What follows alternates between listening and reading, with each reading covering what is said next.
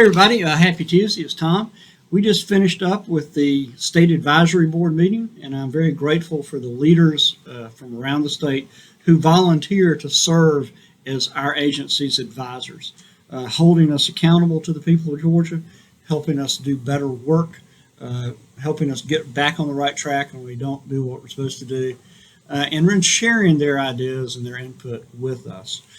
So thanks to y'all, and I think our State Advisory Board is a great example of the fact that we at DFACS are doing the best we can to continue to develop partnerships for serving children and families.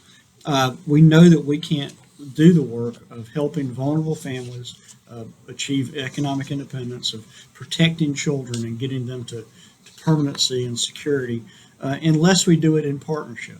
And so whether it's our judges who are holding us accountable and providing oversight, whether it's our CASAs and our foster parents and our providers who are letting us know more details about the needs of the children we're serving, or whether it's, for example, our medical and law enforcement professionals who are helping us figure out what happened to this child and what can we do about it and what should be our response. This past week, for example, we had the opportunity to have a great meeting with the Children's Healthcare of Atlanta and the personnel from the Stephanie Blank Child Protection Center to discuss how we can better make sure that we are listening to the voices of medical experts when we have situations where a child appears to have suffered a physical or other serious abuse, and we need to try to figure out what happened to that child. So again, as an agency, whether you are an employee, whether you are a foster parent, a CASA, a provider, no matter what you do in the child welfare system, I hope that you will hold this agency accountable to making sure that we are working in partnership with you. Through our State of Hope program, through our community partnerships and OFI, certainly through our medical liaisons and our other work. I'm very grateful for the opportunity to work within a system of caring for children and families.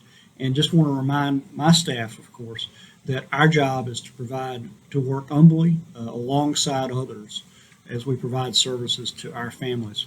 Speaking of working humbly alongside others, I want to give a shout out to Jonathan Sloan and Latisha Jones from Regional 1, who recently received kudos from the DA's office up there for their hard work on a tough case recently. It's a good example of partnership. Also, I just want to note that we are hiring, and if you know of someone who might want to work for DFACS, either in OFI or child welfare, I hope you will let us know. We really got to make sure that we have enough people to not only do the work, but to do the work well. Also want to give a shout out to Adrian Owens today. Adrian just participated in a 12-month program designed for emerging minority leaders who are working in the child welfare field. This is something that Adopt US Kids sponsors. Each year they select 16 emerging leaders, and we have had the opportunity the last couple of years to have several folks go through this program. It's a structured program. It provides hands-on experience, exposure to national experts, mentorship.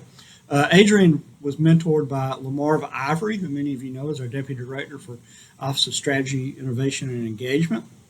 And they recently went to Washington, D.C. and received some awards for Adrian's work.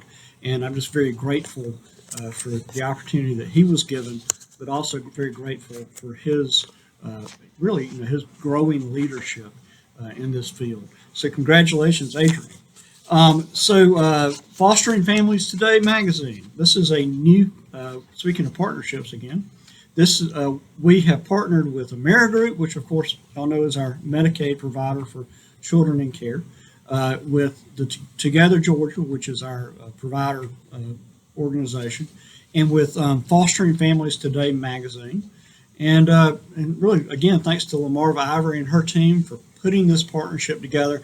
We will be sending this magazine out on a regular basis to 5,000 foster families, and it will contain not only general information about fostering and about the needs of foster children, but but also specific information about what's going on at DFACS. So I'm really grateful for this public-private, again, partnership. Let's see what else we got going on. Couple of little things to note. Casey Family Programs has a couple of very critical things that I want to, a couple of websites I would appreciate y'all looking at.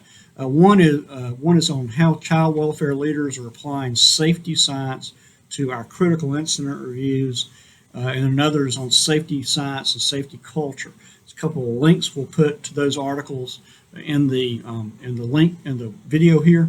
But I want y'all to look at that, especially no matter if you're on our staff or just interested in child welfare, because we as an agency really need to make sure that we are doing our child protection work right, and again in partnership. And using safety science and safety culture is a great way to get there. So let's see, anything else today? No, but we are, just for everybody's information, we're working towards being back in the office more, towards more of a revised telework policy. And child welfare will be making sure that we're doing 50% of our contacts in person in August and 100% in September. And of course, both in OFI and child welfare and at the state office, we are still working to see what the new normal looks like in terms of how we work, where we work, when we are together in person, and when we are able to work remotely. So y'all stay tuned to that, and we will see you next week. Thanks, bye.